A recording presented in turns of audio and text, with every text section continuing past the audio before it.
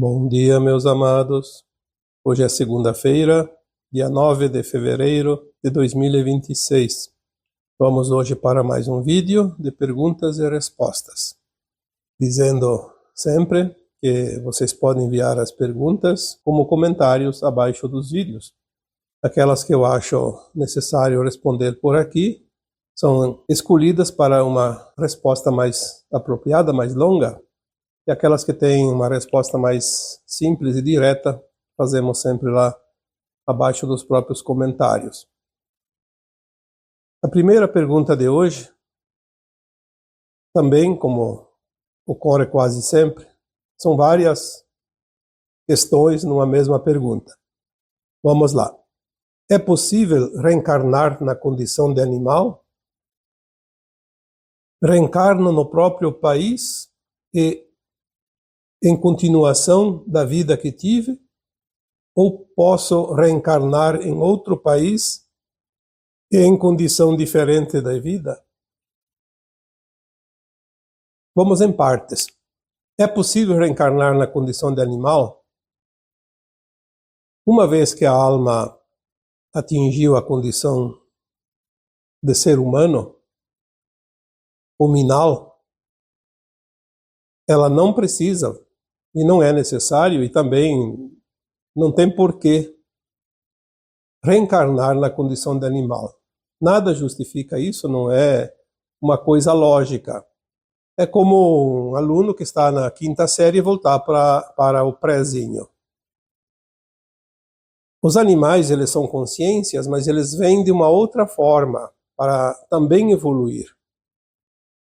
Nós colocamos aqui algumas vezes já que nós somos uma mônada que é formada primeiramente pelo átomo semente divino, que é a própria centelha de luz da fonte criadora, que se divide em superalmas, almas e fractais.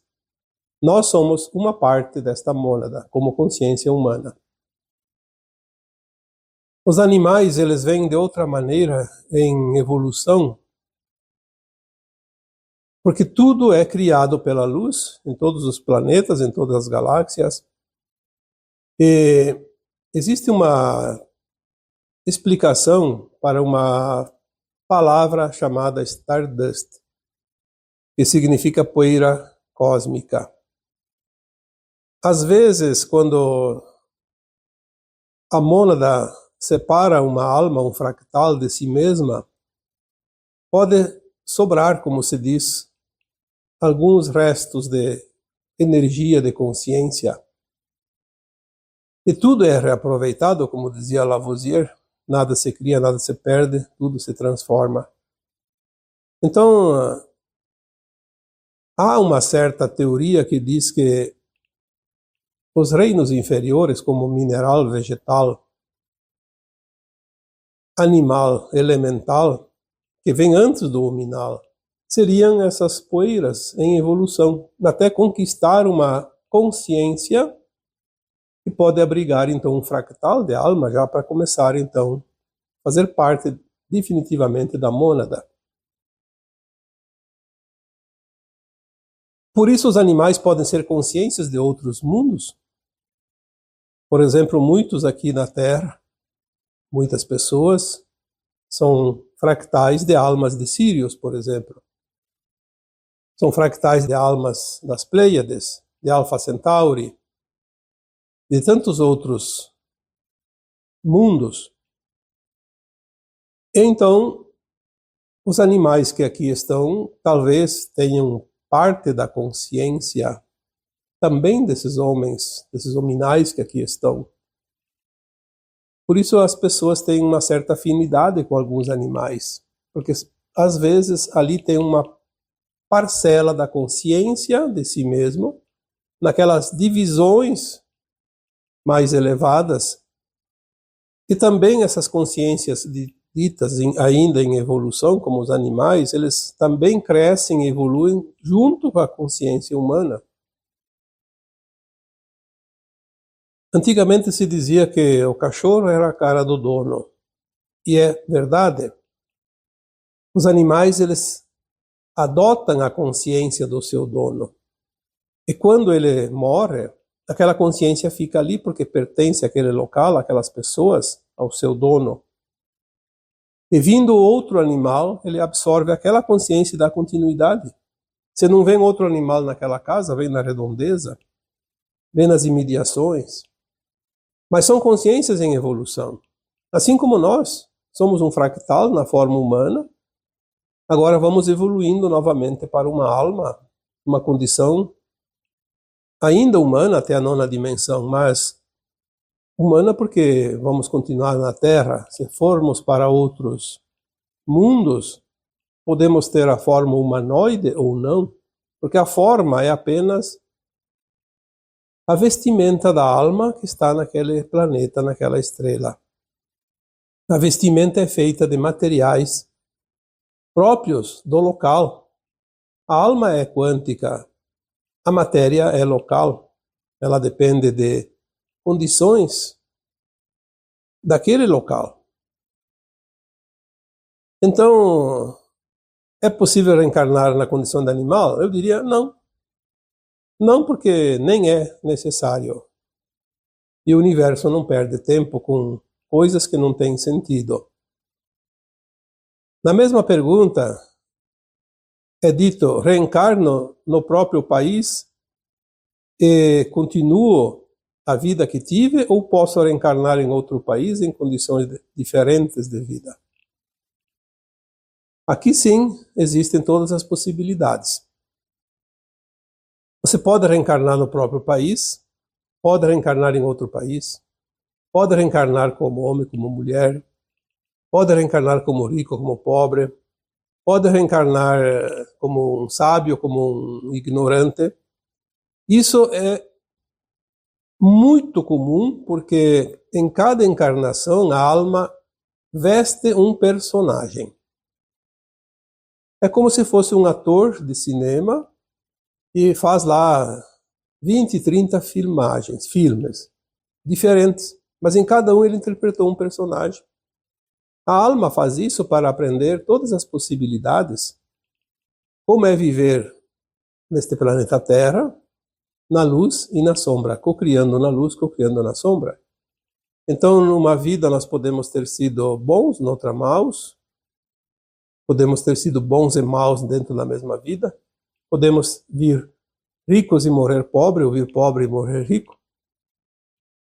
Podemos ser pobres a vida toda, ricos a vida toda. Podemos morar num país, ou então migrar para outro país. As possibilidades, elas existem. Isso não faz nenhuma diferença. São as experiências que a alma precisa e ela deseja, ela colocou no seu plano encarnatório fazer aquelas experiências. E depois as condições surgem como se fossem o acaso, mas não existe acaso. Tem uma causa que é o pedido da própria alma. Então ela atrai para si mesma as condições que ela precisa, as oportunidades. A única coisa certa é que nós somos uma consciência. E esta consciência, sim, é sempre a mesma. A consciência, a alma, é sempre a mesma. Ela está aqui como um aluno numa escola. Ano após ano, encarnação após encarnação, ela vai evoluindo. A alma não morre. Ela descarta o corpo no final da sua encarnação, vai para o plano astral, na quarta dimensão. Lá ela tem condições, então, de fazer uma autoavaliação de si mesma. Aí ela faz uma avaliação e vê aonde ela ainda precisa melhorar, onde ela precisa corrigir, aprender, as provas que ela precisa ainda passar, o aprendizado que falta. Ela lembra das vidas anteriores, então ela faz um novo projeto para uma nova encarnação, para fazer aquela continuação do aprendizado. Então a consciência, a alma, que é a mesma coisa,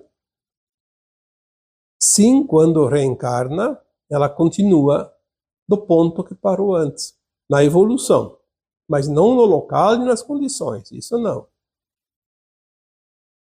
A alma é sempre a mesma, ela é uma continuação de cada encarnação, mesmo em experiências totalmente diferentes. Vamos para mais uma pergunta. Como as pessoas que fazem a ascensão podem ser mestres ascensos de desencarnados que foram para o exílio? Vou reformular ela um pouquinho. Como as pessoas que fazem a ascensão podem ser mestres ascensos?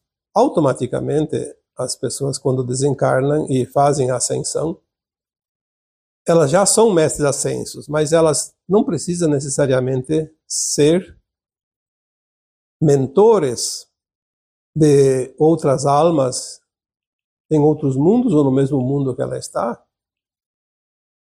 Então, a pergunta diz: como as pessoas que fazem a ascensão podem ser mestres ascensos de desencarnados que foram para o exílio? Elas podem ser mentores, mas não mestres ascensos necessariamente. Nós temos muitos mentores aqui como encarnados na terceira dimensão, que são mestres ascensos, mas tem muitos que não são mestres ascensos. Veja bem, quantas pessoas aqui têm o amparo, a mentoria de almas que estão na quarta dimensão, que estavam reencarnadas há pouco tempo e não ascensionaram, apenas estão lá numa condição melhorada. Ainda precisam reencarnar para continuar, finalizar. Então, nem sempre o mestre ascenso é um mentor. Quanto a ser mentor de almas que foram para o exílio, isso é possível porque tudo é quântico. Vamos supor que você faça a ascensão, você será o mestre ascenso. Estará aqui na Terra porque tem o direito de herdar a nova Terra. Pode ir para outro planeta de quinta dimensão, se quiser. No mesmo nível, há permissão para transmigrar, sempre que quiser. Aí, aquelas almas aqui da Terra que foram para o exílio, são vários mundos que elas vão para o exílio, não é um só, estão muito longe. Pode estar até fora dessa galáxia, não importa.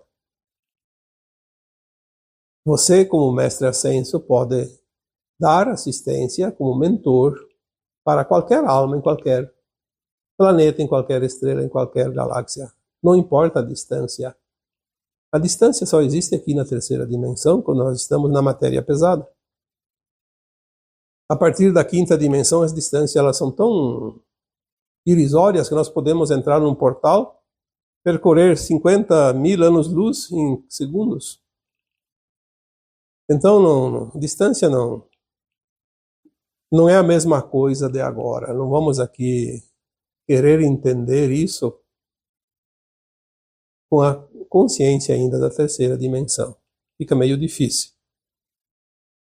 Mas o certo é que nós vamos fazer questão de amparar aquelas almas que são muito queridas nossas, porque nós tivemos aqui tantas encarnações. Vamos supor que cada um de nós tenhamos aí 1000 encarnações. Temos 1000 pais, 1000 mães, filhos, quantos mil?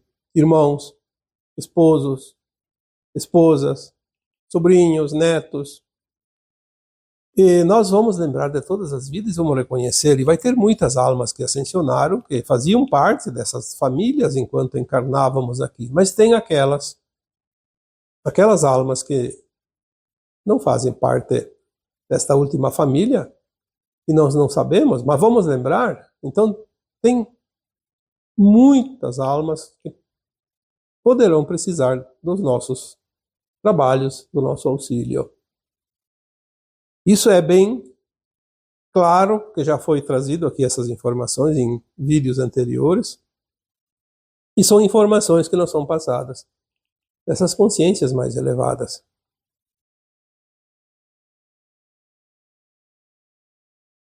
Mais uma pergunta. Atendo à distância com mesa radiônica, reiki e apometria. Meu marido é ateu e sente muito as baixas energias das pessoas que estou atendendo. Briga muito comigo. O que devo fazer? Pedir proteção para ele? Se ele não acredita, a proteção vai funcionar? Mais uma pergunta que precisamos desmembrar ela para fazer passo a passo. Então vamos lá. Você está atendendo à distância com mesa radiônica, reiki e apometria. São técnicas que trabalham muito as energias, os campos eletromagnéticos, e dá uma interação daquele campo da pessoa que está sendo atendida e o teu campo, e também ao teu redor, obviamente, das pessoas que estão próximas. Mas eu diria que a energia das pessoas que você atende, o teu marido não sente. Ele pode até sentir, mas é tão pouco que ele não percebe. O que ele está demonstrando é uma resistência com o teu trabalho. Porque ele não acredita, ele acha que isso não vale nada e que você está perdendo tempo, ou então ele está incomodado porque você dá mais atenção para outras pessoas e menos para ele, que é o marido.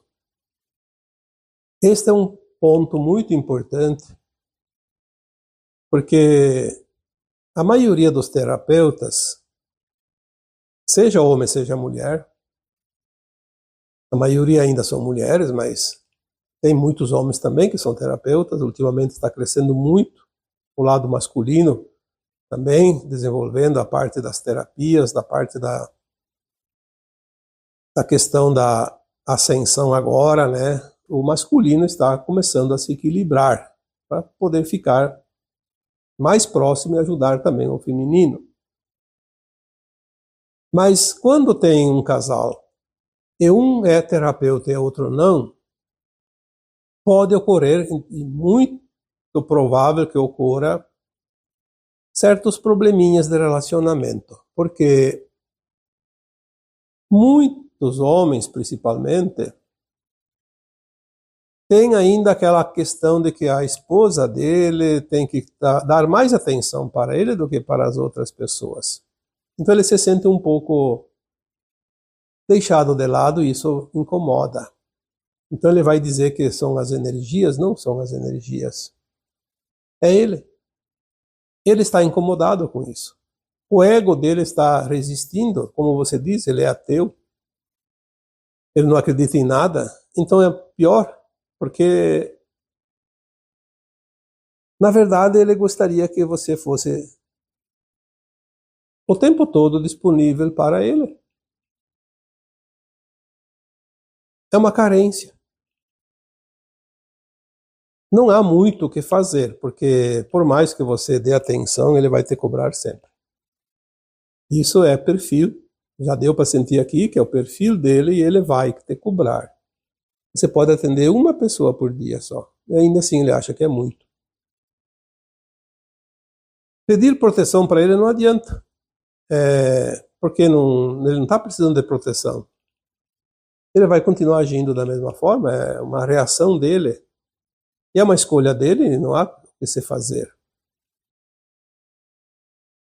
Muitos casais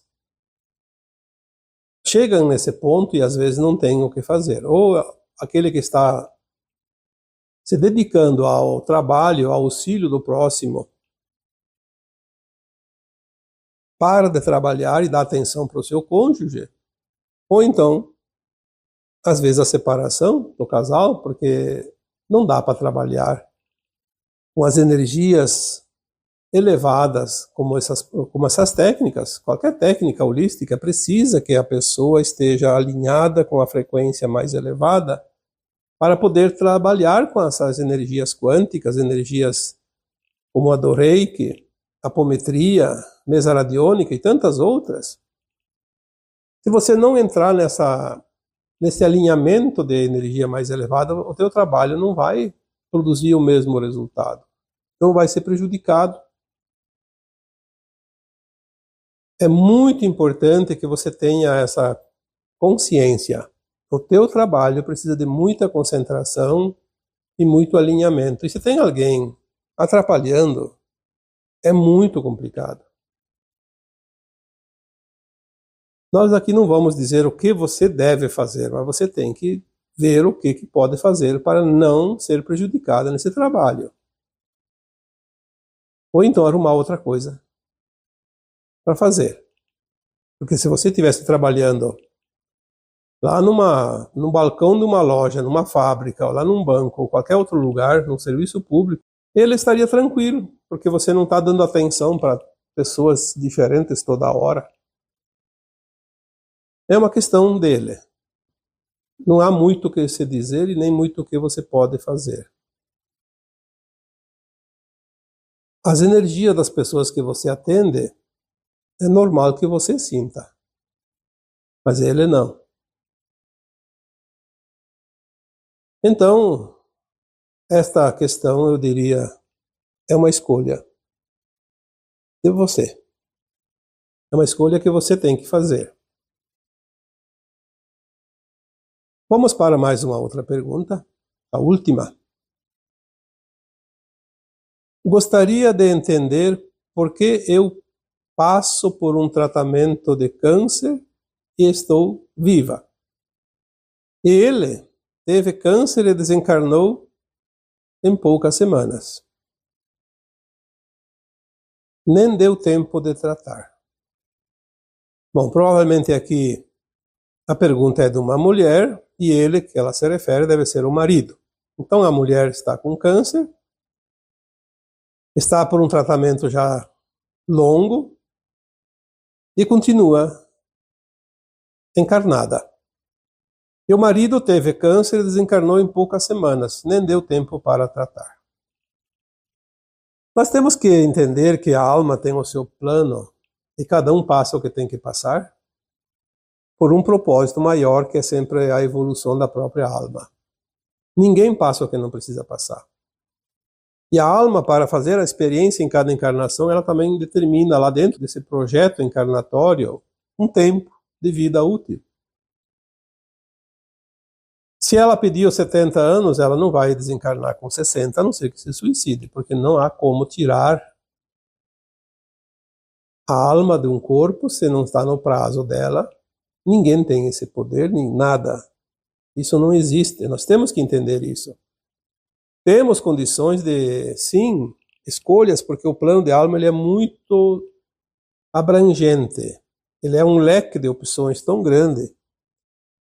E nós podemos, sim, dependendo das nossas escolhas, prolongar um pouco o tempo encarnado ou encurtar o tempo aqui na matéria. Mas isso é a alma que decide e ela tem o plano que ela estipulou e está dentro desse plano.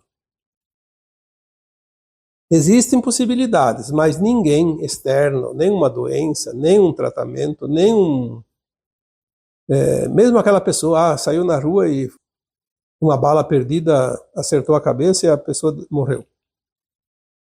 Se tivesse ficado em casa, tinha sofrido um infarto, tinha batido a cabeça na quina da porta, alguma coisa. A alma, ela tem um prazo e ela vai naquele prazo, seja lá o que for. O agente externo é apenas a causa. Então, se ele, em poucas semanas, quando surgiu o câncer, desencarnou e não deu tempo de tratar, mesmo que tivesse todos os recursos disponíveis, a alma teria desencarnado do mesmo jeito, talvez por outra causa daí. Vamos supor que tinha um tratamento que podia ser utilizado e que daria resultado. Então apareceria uma outra coisa. Podia ter morrido de um infarto, um AVC, um acidente, qualquer coisa. O que importa é que ele não precisou sofrer mais tempo. Por quê? Porque a alma dele não tinha os resgates para pagar com a dor. Porque não é a questão de viver mais ou viver menos com uma doença. A questão é o sofrimento, o desconforto. A alma está muito melhor quando ela não está no corpo. A alma só encarna para fazer as experiências e fazer os seus resgates, o seu aprendizado, as suas provas, as suas expiações. Mas a alma está numa condição muito melhor quando ela não está aqui no corpo físico. Isso na terceira dimensão, porque depois da quarta, quinta dimensão em diante, tudo muda. Na terceira dimensão, a alma no corpo, ela tem momentos bons, obviamente, mas tem momentos ruins, difíceis. Muitas vezes, permanecer muito tempo encarnado não é um privilégio, é um castigo. Se é que existe castigo, que não existe, eu já disse tantas vezes, é uma oportunidade de quitar mais contas. É como um trabalho. Se eu vou lá fazer um trabalho de 2 horas, eu rendo pelas 2 horas. Se eu vou fazer um trabalho de 10 horas, eu vou render muito mais.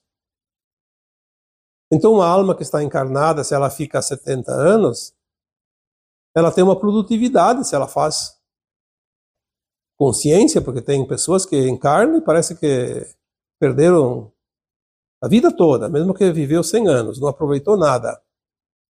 Mas tem oportunidades. Então, a alma que fica mais tempo encarnada, ela consegue trabalhar mais, porque a alma evolui enquanto está encarnada.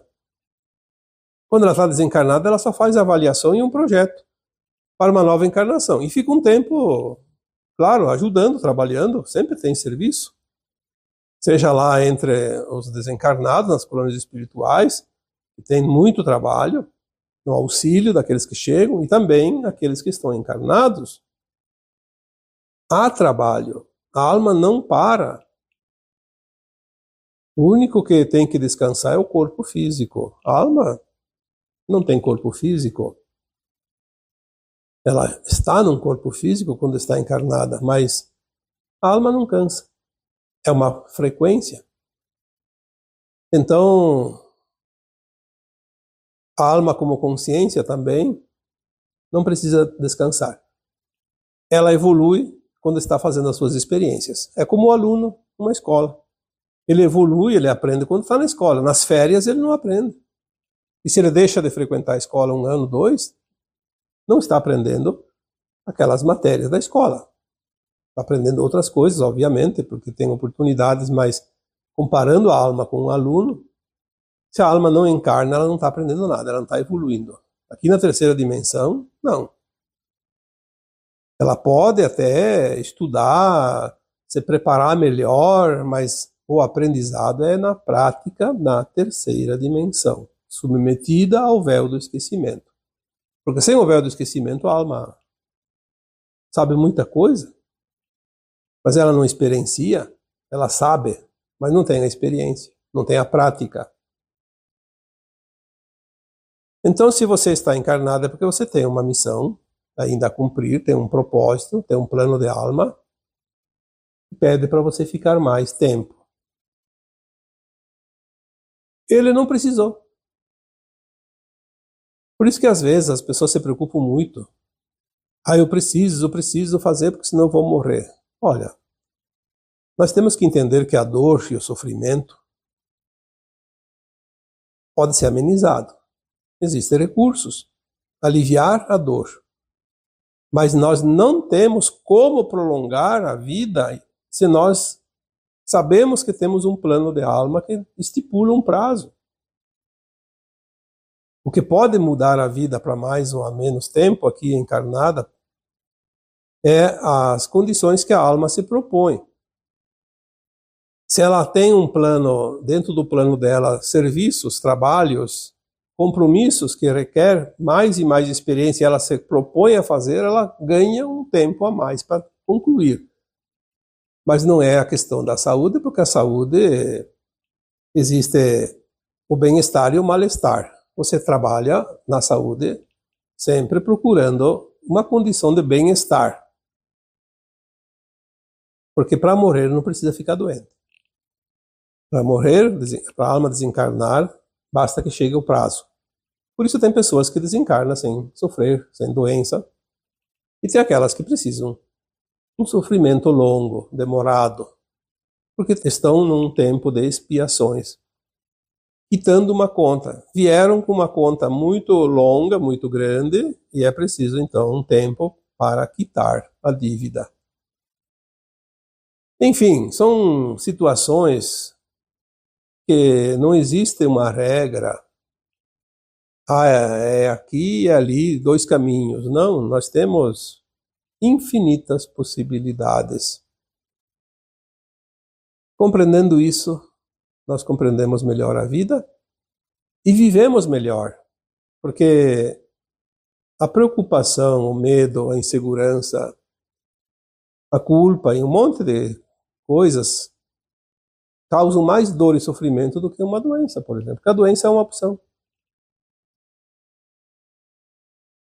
A doença é necessária quando nós não temos outros argumentos, outros recursos para entender alguma coisa dentro da nossa vida. Então a doença vem e faz o serviço silenciosamente, porque não precisa nem compreender. Vem, se instala, faz o trabalho, a pessoa paga pela dor. Uma conta que poderia pagar com amor, com outros recursos, outras maneiras de compreender a vida. Mas é isso. Não vejo razão nenhuma de você se preocupar com esta questão, você que fez a pergunta. Gostaria de entender por que eu passo por um tratamento de câncer e estou viva, e o companheiro, em poucas semanas, também com câncer, desencarnou, sem ter tempo de tratar, porque não precisava. Não precisava. Se ele tivesse tido um câncer e tratado e vivido mais 2, 3 anos, era porque a alma dele tinha feito esse propósito. Tinha dor, porque um tratamento de câncer é doloroso. Não é só a doença em si, mas o próprio tratamento é cansativo, doloroso, desconfortável. Enfim,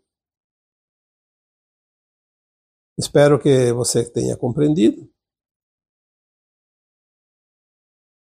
E desta forma também eu encerro o vídeo de hoje. Um abraço de luz em cada um de vocês. Namastê.